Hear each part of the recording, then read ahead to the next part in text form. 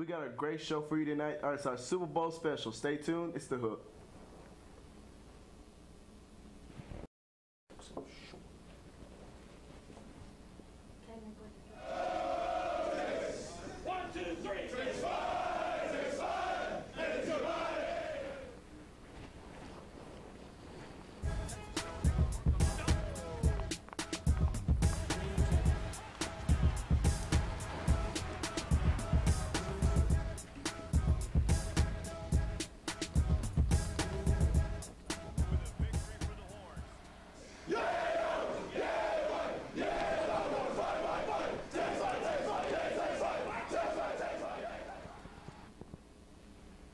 Hello and welcome to our second show of the semester.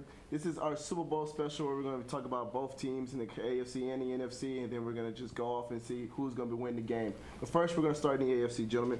Peyton is having one of the greatest regular seasons of all time. He's some considered to be the greatest in NFL history. Does Peyton need to prove anything else in the Super Bowl to prove that he's probably one of the best quarterbacks in the league? You know, I have trouble with this question because I like to look at a lot of playoff records and Super Bowl records, and we all know the numerous one-and-dones he has in the playoffs. So if he 8 of them. If he loses, if he loses his Super Bowl, he will be one of 3, and I think it's a little bit of a knock on him. I know the great season he's had, but he's got to finish it on Sunday. I definitely have to agree with Harry. Peyton Manning needs the Super Bowl for his legacy. I don't care what anyone says, but right now he's only viewed as a great regular season quarterback. You hear that all the time on ESPN. Peyton Manning, one of the greatest regular season quarterbacks. He needs this win to solidify himself as a premier quarterback who performs in the regular season and in the playoffs. I think as far as being the most talented quarterback of all time, Peyton is definitely up there. I don't know about number 1, but I mean, I think he's definitely in the top 5, and I think that legacy's set in stone. But you know, as far as being a winner, which is really all that matters, it's the Super Bowls. I think, you know, being 11-12, which is what he would be. You know, he's 11-11 right now, so if he wins, goes to 12-11, loses, goes to 11-12. I mean, that's a big difference right there. Yeah. I was just gonna go off with Jeff. You know, his legacy is already set in stone for his regular season. We already know he's going to be a Hall of Fame quarterback no matter what. But if he wants to be really remembered as a great quarterback, as an elite quarterback, he has to win the Super Bowl. And I still think he's a great quarterback. He's in the top 5 in my category as quarterbacks. But it's just, this is that additional marker to his legacy. It's like, oh, not only am I I'm 2-2 for Super Bowls, but I broke so many records with that being said. Like Tom Brady tried to do it in 07 and 08, and you saw what happened with that. Do you think he gets any leeway if he loses, that people could just blame the weather? I mean, we can speculate. Absolutely not. Because then you could match that with, you know, okay, if they can't pass, no Sean Moreno is still a good back. Right. You know, Monty Ball is still a good back. They can still run. They have a great offensive line. He has 4 incredible receivers.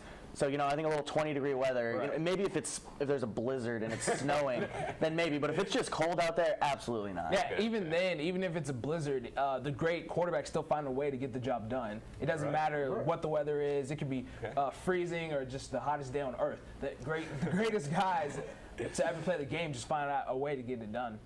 Right. Yeah, you mentioned the weapons. Speaking of weapons, guys like Eric Decker, Demaryius Thomas, Wells Wecker, Peyton's got a number of them. So how good is this offense? What makes them so hard to defend? You know, people have mentioned this offense up with the 07-08 New England Patriots.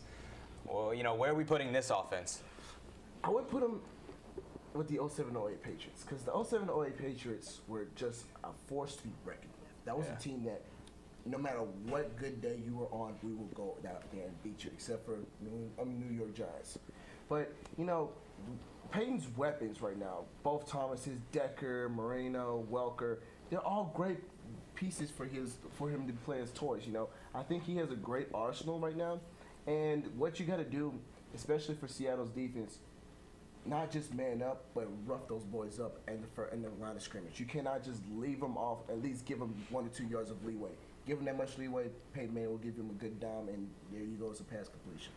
I definitely think what makes this team so deadly is no Sean Marino and the fact that they have a running game. I think they have the potential to be better than the 07-08 Patriots because of that running game. A lot of during the final years of Peyton's time in Indy, he had no solid back, so it was all on Peyton to throw up 500 yards a game and lead the team to victory. with Marino in the backfield, he can play action, run the ball. Everything's not so much necessarily based off of Peyton. Now, Peyton's going to go out and play, but having Marino back there, that's what makes it hard for the Denver Broncos to be defended. Yeah, man, I think the Broncos are so tough to defend just because of, like we've been saying all along, all the weapons that they have. If you're a defensive coordinator, how do you game plan that? I mean, what guys do you go after? Right. If you try and cover Thomas, you put your best guy on Thomas. Well, then that leaves Decker and everybody else open, and then the running game, like you mentioned. So. Yeah. Well, while Denver's offense is so deadly, their defense is 27th in opponent passing yards per game, 22nd in points allowed, and 19th in yards allowed per game.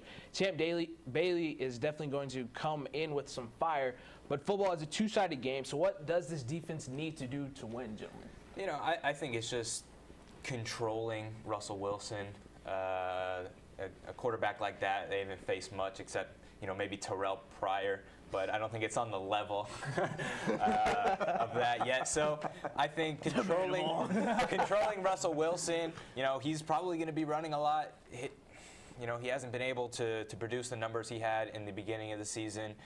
So I see a lot of scrambling. We saw it in the San Francisco game where sometimes Russell Wilson would roll out and even travel back, 20 yards, which, we'll get to that later. But I don't think he'll be able to do that. You can't afford to lose yards like that in the Super Bowl.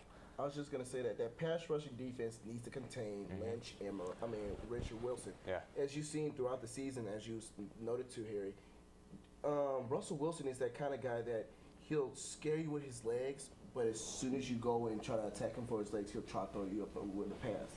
What they're going to have to do is keep him contained. Make sure he does not get outside those lines. Make sure he stays in that lane and attack him. If they can't attack him, then that'll be a problem for Denver's defense all night long. I mean, I don't want to beat a dead horse, say the same exact thing you guys have been saying, but they do need to contain Wilson. And obviously, Marshawn Lynch. They need to keep beast mode to a minimum. But I think the main thing, I'm going to go off the, controlling Russell Wilson. Those defensive ends are going to need to come at him from the outside and make him step up in the pocket. Don't let him drop back, three-step drop back, and then just run around and then toss it deep on him. Yeah. Definitely got to make Russell beat you from the pocket and, like you said, control beast mode. No Skittles for beast mode. Super Bowl Sunday. Well, that's it for the AFC champs. We're going to come into our next block and we'll talk about the Seattle Seahawks. Stay tuned. This is The Hook.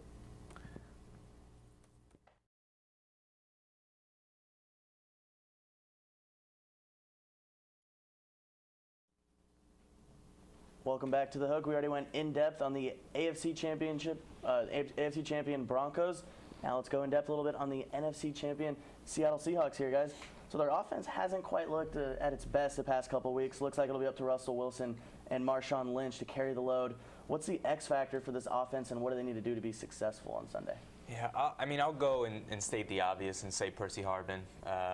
He hasn't been healthy. The obvious? In a long time. I mean, he's their best receiver, and playmaker. Probably one of the fastest guys, when he's fully healthy. So if he can open up that passing game, and if Marshawn Lynch is going and he's finding Percy Harvin, it could be a dangerous offense that, we all thought could happen at the start of the season. I don't know if you can base the X factor, off a player who's barely played throughout the entire season, but I can see it. I can see the reasoning behind it. But I think the X factor for the Seahawks is how Russell Wilson, their young quarterback, plays on the big stage.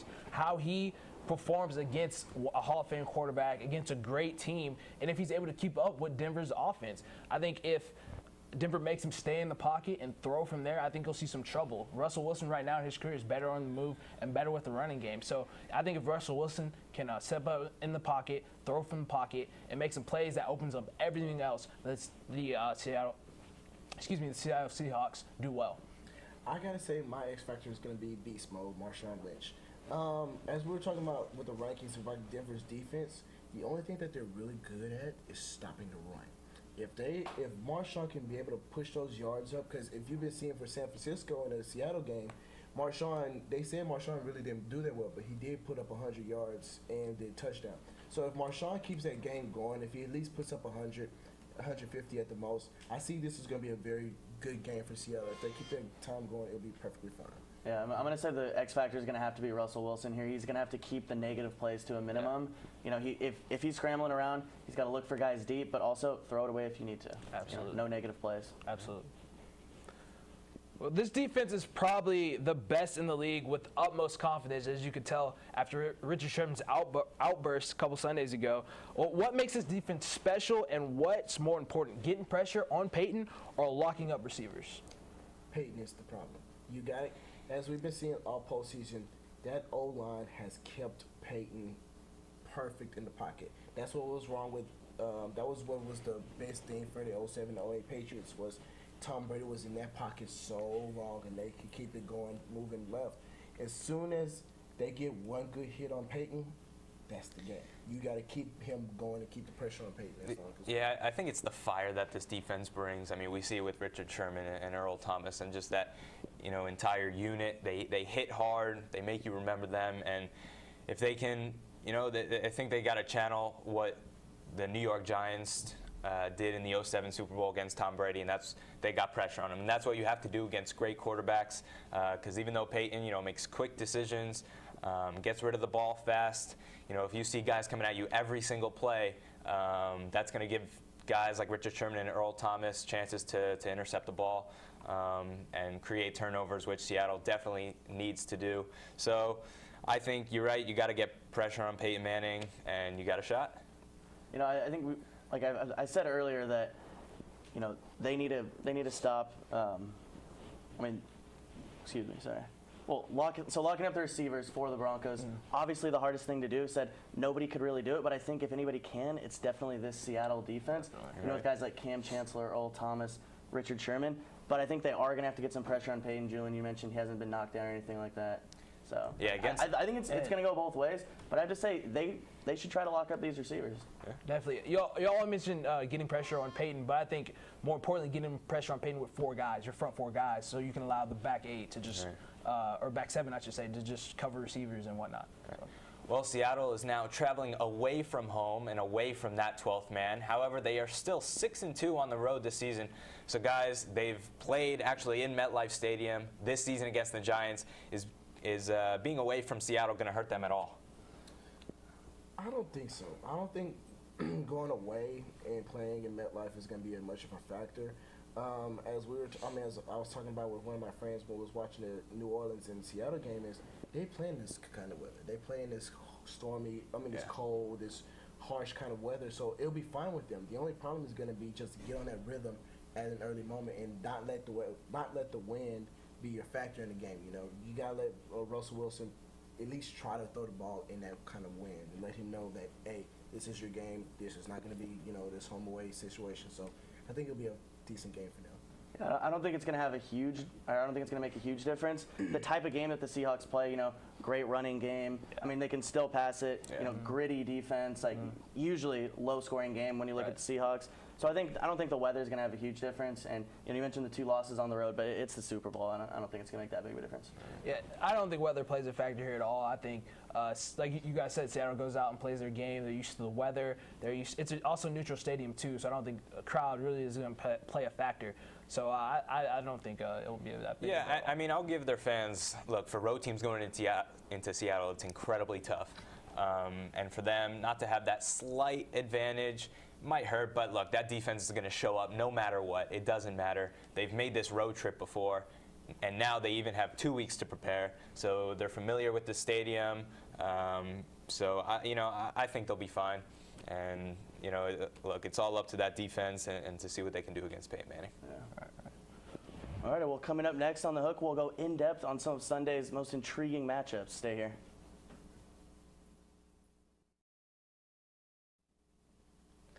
Hello and welcome back to The Hook and more Super Bowl talk. Guys, number 1 offense, number 1 defense. Who wins the battle and which one has the greater impact?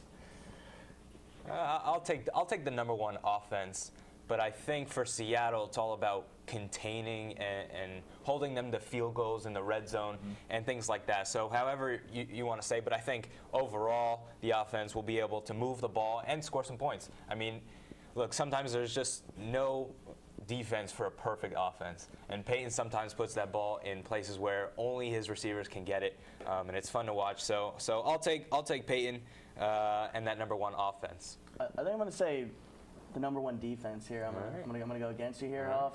I'm going to say that Peyton really hasn't faced in my opinion, a defense that's this good. And You're in right. particular, Of course. Peyton and the gang at receiver haven't faced a secondary that's this good. You know, we've already talked about that, but I'm taking the defense. All right. I'm about to say, this defense looks too much like the 0-1 Baltimore defense that just dominated in the Super Bowl. So I got to go with my #1 defense as well. This defense is it's unstoppable. You're going against an unstoppable defense against a hard-hitting offense. But my thing is going to come down to who can make the fewer mistakes. And I think it's going to come down to that defense that's going to make the fewest mistakes.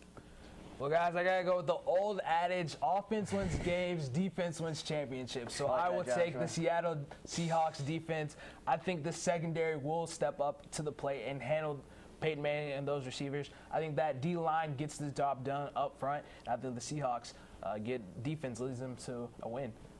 All right, guys. Well, the vocal leader of the Seahawks defense, Richard Sherman, has been talking a lot, as we all know.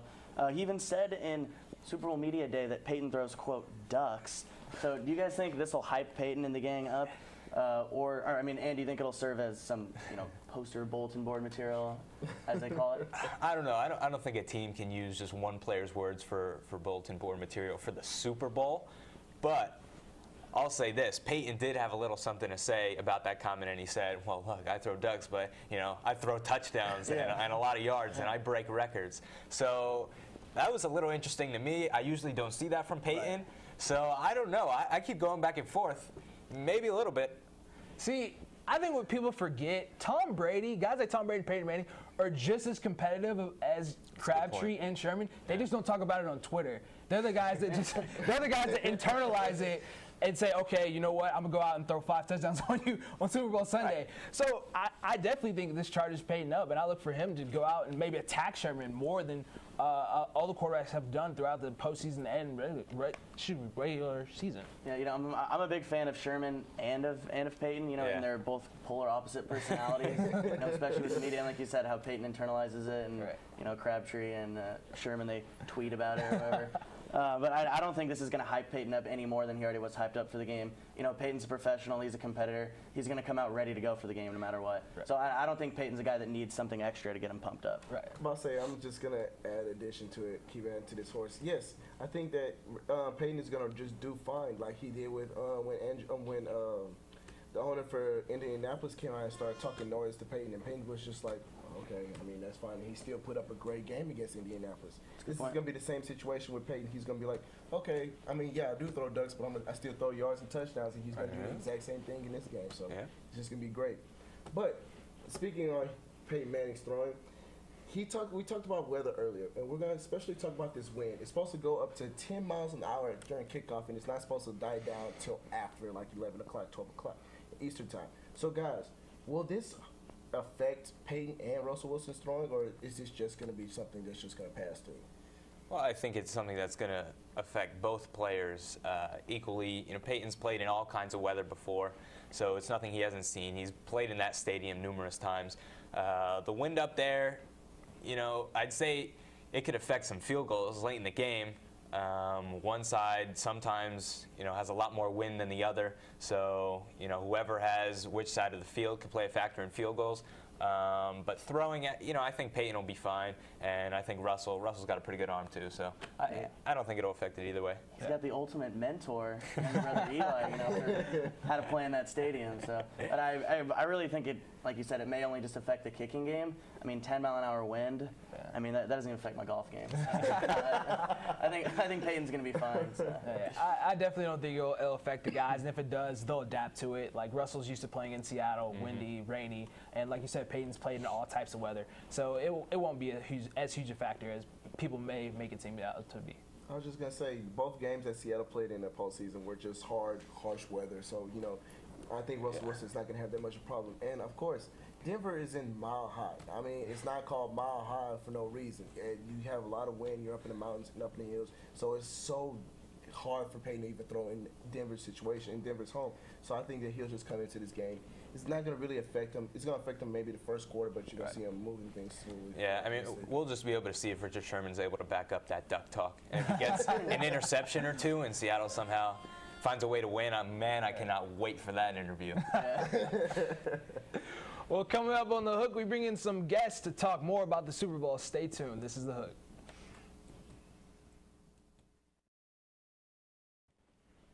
Hello and welcome back to The Hook. Now we have our special guest for the night, Reese Miller, joining us in studio today. Reese, we're going to go in. We're going to ask you the first question. What is the matchup that you're looking forward to the most in this game this Sunday? I mean, gosh, there's so many intriguing ones in the number one defense and number one offense. I think that strikes me right off the bat, and mainly the Seattle secondary versus the great Denver Bronco receiving core. You know, you got Byron Maxwell, Richard Sherman, Cam Chancellor, and Earl Thomas versus guys like Julius Thomas, Eric Decker, Demarius Thomas, and Wes Welker. You know, all four guys with over 10 touchdowns. I think that strikes me off the bat. You know, you got the big receiver versus the big corner, then you got the slot guys with Welker and Thomas running down the middle. I think it's going to be a real challenge for the Seattle secondary. I don't think they face anything like it, especially in the NFC West with sort of a lack of big play receivers. Okay, so next question. Assuming the passing game is with Manning and the receivers you mentioned is where it's at normally, and they get no Sean Moreno and maybe even Monty Ball going in the running game, is this one pretty much over at that point? Or? You know, I don't really think it's over by any means. I think this game comes right down to the wire. I just think it's a really great matchup, really close game right down to the end. Although I do think if it turns into a shootout, Seattle will not be able to hang. They've got, I mean, if you just look at the receiving cores in comparative to the Broncos, they've got guys like Jermaine Kearse. He's the only wide receiver for the Seahawks with a touchdown in the postseason. Doug Baldwin, Golden Tate. These aren't necessarily guys. That was not really Kearse's touchdown was not really a repeatable touchdown either. Yeah, it was on a offsides penalty, so they just got to lob it up. So I think what really scares me about this game, if you're the Seattle Seahawks or a Seattle Seahawks fan, is their lack of production in the passing game. Russell Wilson only 158 yards, averaging that throughout his two postseason games. That really scares me if I'm a Seahawk or a Seahawks fan. And you know, the last 4 games of the regular season, he had an under 50 QBR. So he's in a slump for me. And how is he going to perform on the big stage? I think that's one of the real mysteries, and one thing I'm excited to see coming into this ball game. All right, so Reese, the Broncos really haven't faced a dual-threat quarterback like Russell Wilson this entire season. So how do you think that will affect the defense, and how do you think they'll play him in the big game? You know, I sort of think that's a little bit overrated, a little bit overrated aspect. I do. You know, Russell Wilson, he'll strike off a couple big runs, but for the most part, he'll make some moves in the pocket. I think that's where he's underrated, is making moves in the pocket. I don't think he's really going to scramble and outbeat this Denver Broncos defense. Quietly, they're the number 7 defense in the league against the rush. And so I think they're going to do an excellent job containing Marshawn Lynch and for that matter, Russell Wilson, like you mentioned. Although Chris Harris and Tony Carter are going to be out for the Super Bowl, so how are Dominique Rodgers-Cromartie and Champ Bailey going to be matched up? Are they going to be able to, hold down those Seattle receivers? I think they will be. And what it really comes down to are the guys like Sean Phillips, Robert Ayers, and the linebacker core for Denver. Are they going to be able to get pressure up front on Russell Wilson, rattle him a little bit, and stop beast mode from getting some Skittles, of course? Okay.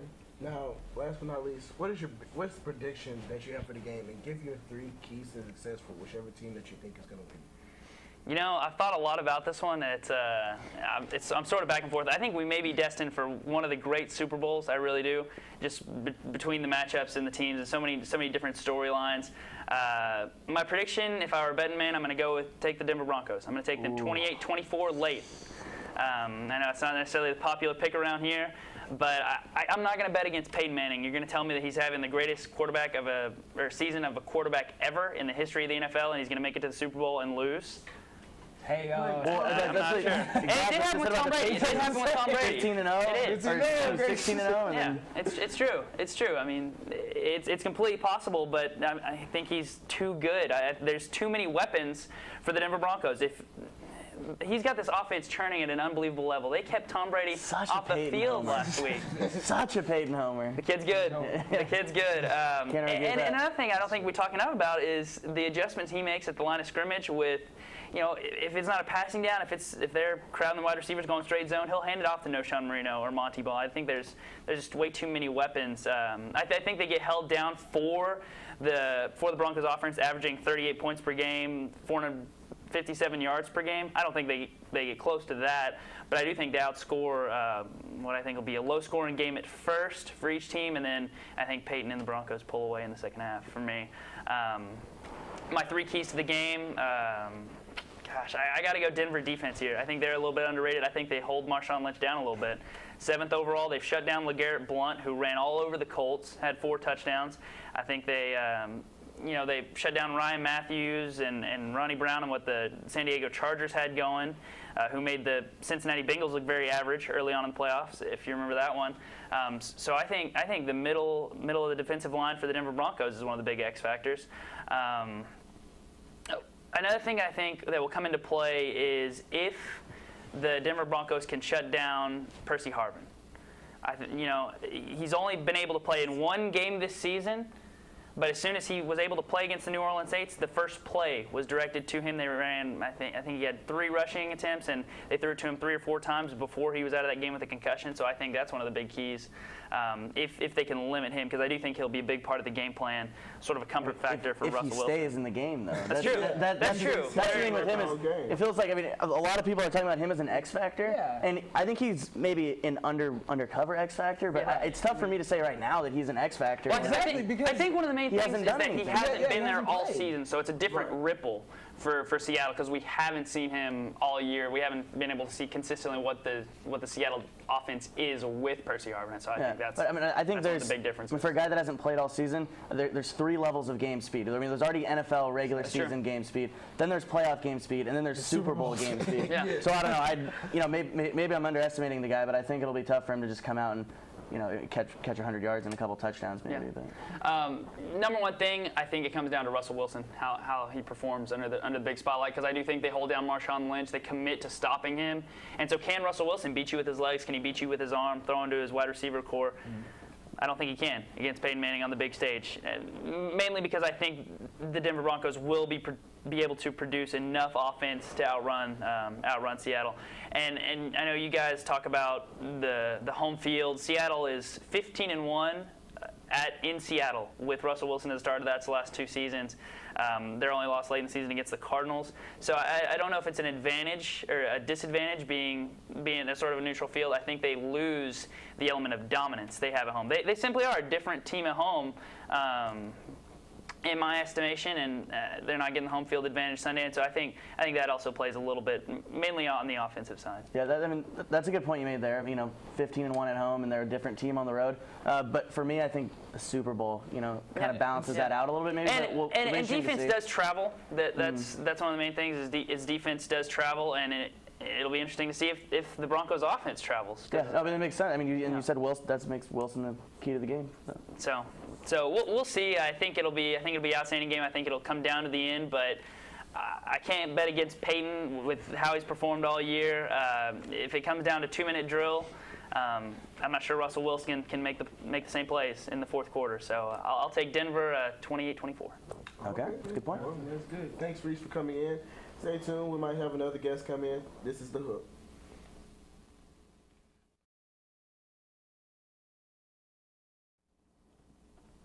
Thanks for sticking with us tonight, folks. We're joined by our second guest of the night, Brooks Kubena. Brooks, how's it going? It's going good, Jeff. How you doing? Doing wonderful. So, first question we want to ask you, Super Bowl 48, most intriguing matchup in your opinion?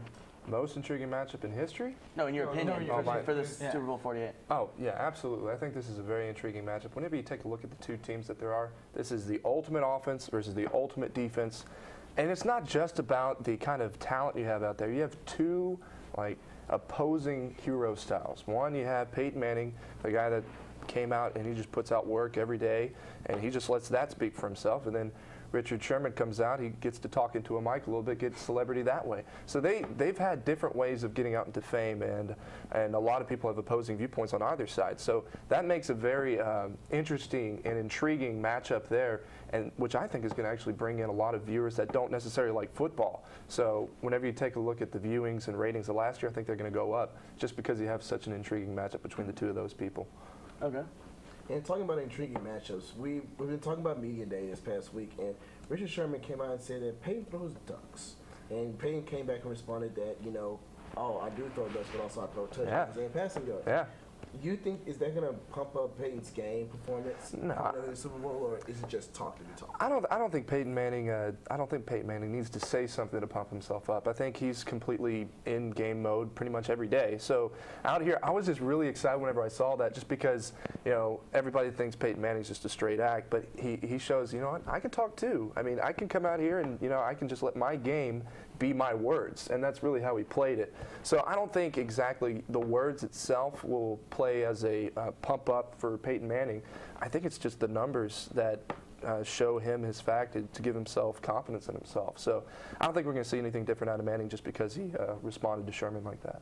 Yeah, and one thing I was interested to hear about, I know you had, you talked to a couple of people, you talked to a student reporter in Seattle and a student reporter, was it at Rocky Mountain College? Yep. What did they have to say in particular? And I'd like to see the different points of views. You talked to them on your radio show. Yeah, absolutely. It's always awesome to get other student viewpoints because, we like talking to each other. But, you know what, I love you guys, but sometimes I want to get some other perspectives. Yeah, and we're kind of right both those teams. Not a lot of fans here of either team. So. But, yeah, it was great to have those guys on. Quentin Sycophus out from the Colorado Rocky Collegian, Colorado State. He really feels like Denver's the kind of team that's going to take over this game just because of Peyton Manning. And with the season that he's had, record-breaking yards and touchdowns, the guy's at the top of his game with the defensive help that they've had in the past couple of games. So he really thinks Denver's going to win, and he picked them 28-10. So I was shocked by that. See, I didn't think that was what's going to happen. Colorado State, right? Right. Okay. So I mean, that being said, he said, I am a little bit biased because I do live in Denver, in the out in Seattle. We had another guy in from the University of Washington, and he said it was going to be a little bit closer. He picked 21-17, which is actually the same score. But did he pick Seattle? He picked Seattle. He picked Seattle because he picked the same score of the 2007 New England Patriots New York Giants game because you look at kind of what the matchup is. It really is offense versus defense here, and I told him a little bit about. We were talking about how Seattle's defense is really good, and I was like, you know what? Denver, they're not a bad defense either. The way they've been playing the past couple of games, you shut down Tom Brady, you shut down the Chargers. The Chargers could barely get a first down whenever they were the best at getting first downs on third down in the entire league. So I was putting that out there, and he responded saying, you know what? Maybe I'm just not noticing just because I'm around Seattle so much. I can't really hear your defense over the sound of Sherman and the Legion of Boom out here in Seattle. So, Brooks, there's been a lot of talk, about Denver and Peyton Manning and their offense and how Seattle's been painted as this brash, bold, uncompromising, just kind of almost painted as a villain team. Right. So do you think a lot of more credit is given to the Denver offense and not enough credit is given to the outstanding Seattle defense? I feel like a lot of the times people just think Peyton Manning, game over, but this Seattle defense is very good. Yeah, Josh, you're right about that, but I don't think that the Seattle defense is underrated at all. And just because they're set out as a villain, I mean, whenever you talk about defense, the defensive mindset of players and the mentality they have to get through to be able to go out and play the way they do is a lot different from what you are on offense. And a lot of times that'll come off as villainous because they have to pump themselves up to go out and hit that guy, and they have to pump themselves. I mean, Legion of Boom. It has something to do with a little bit of things that John Madden once taught me. But it could be the nature of offense and defense. The differences there too. Right. Well, I never had any college experience. I didn't have any, but I like 90% of Texas played in varsity football. I played defense, and it's a lot different because I played offensive line in middle school, which is really weird. I don't have that much weight. I don't know what they're thinking, but but defensively, you really have to get yourself in a really kind of almost dark place, and I released a lot of my anger out on the field. I really did, and it's helpful. No, it's gone. I've let it out. It's out on the field, and it's going to stay there. But that's a lot of the mentality that goes through the Legion of Boom. A lot of the things that Richard Sherman's venting out on the field whenever he goes out and play. It helps. It helps a lot. Okay, and one more thing before we let you go. You got to get your game prediction. Well, at the very start of the season, I picked Denver. I picked Denver to win it all. From the beginning of the regular season?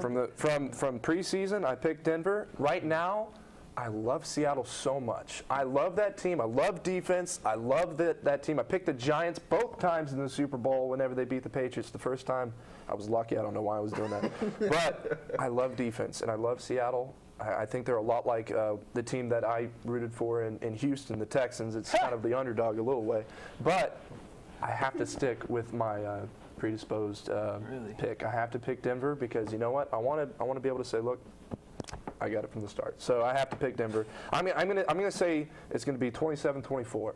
I think 27-24 is probably where it's going to go. I think a lot of people are underestimating Seattle's offense. I mean, the defense is very good, but I think the way Russell Wilson plays offensively, the way that he can run the football, and also, God, Marshawn Lynch, that guy can play. He gets me pumped. It's like a defensive back playing running back, the way he plays. No, it's more like a linebacker playing running It's awesome. The way he takes on hits and whatnot. So I really think that Seattle is going to look like, it's going to look a lot like the Pittsburgh-Arizona Super Bowl, where Arizona, you were thinking, holy crap, Arizona's going to win a Super Bowl. But then, Pittsburgh won. I think a lot of people are going to think the Seahawks, I think it's going to be the same way. I think the Seahawks are going to be winning 24-20 at the end, and then Peyton Manning is going to be Peyton Manning. And he's going to drive down the field, and he's going to hit Wes Welker in the end zone for a touchdown to give Welker his first Super Bowl ring. That's my pick. All right. Wow. That's Specific there. That's my pick. That's it. Who's going to get the last touchdown? That's right. We're going to have to look into that. You know, Welker's chance for redemption. That's what everybody's been saying. So that makes he wasn't getting any help at the Knicks game either, was he? Did y'all see that? No. Oh, back at the Knicks game, they had him up in the stadium. They had him up on the jumbotron, and everybody was like, "Hey, what's going on?" And then he's not really paying attention. He's watching the game. The guy behind him is a New York fan that from the Giants Super Bowl, and he's like this. And he never sees it. Was he courtside or just in the No, he was in the stands somewhere. Okay. It was funny. But, you know, he's absolutely wants to make up for that. Get rid of he's got a great legacy behind him. Just, you know, one play cannot define one player. Yeah, Bill Buckner, you know. All righty, Brooks. Well, thank you very much for joining us. Oh, thank you. I like being on this show. I love you guys. Yeah. Thank you. Well, that makes 2 Denver picks so far. Coming up next, it's the fastest 5 minutes in sports, and you'll hear our game predictions. Stay tuned. It's The Hook.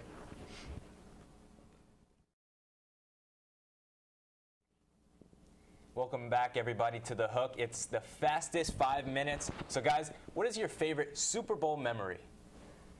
I'm going to have to go with Super Bowl 43, Pittsburgh and Arizona. First off, the biggest, longest play in Super Bowl history. Jake Harrison grabbing that interception from Kurt Warner and bringing it all the way down. That was a magnificent catch. And San Antonio Holmes from being throwing dimes and throwing that magnificent catch in the end zone was just a remarkable game for me. Yeah. I'm going to take that the year after. I'm going to go Super Bowl 44, Saints versus Colts. The thing that really comes to mind there was, first of all, the Saints comeback. You know, they were down in the first half. And then Sean Payton to come out with the onside kick at halftime. Unbelievable, gutsy call in the Super Bowl. And then Manning the pick six, Tracy Porter, all the way to the house. Broke my heart, but I have to go with Super Bowl 42, Giants-Patriots, the first one. David Tyree's helmet catch, Manning the burst, final touchdown, Giants win, upset the Patriots, and ruin their perfect season. Got to go with Super Bowl 42. Love that one. Love that one. Bubble gum on Tyree's helmet. Giants get the Super Bowl. Maybe a little stick on it. There's been a lot of talk about Peyton Manning. Could this be the last game of his career? Guys, how much does he have left in the tank? I think about 2 seasons. I don't see him going any longer than 5. It's just Peyton Manning knows that his career is coming to an end. He did it. He broke records this year. He proved that he could still be a phenomenal quarterback. I think that he knows his time is coming, and it's going to be in about 2 years. I think Peyton has 2 to 3 years of elite football left in his system. Maybe not the way he played this year. You know, that'll depend on what receivers come back. You know, all that. But I mean, you know, at the highest level, top 5 quarterback in the NFL, I think he's got 2 to 3 years left, and I think he will play. Yeah.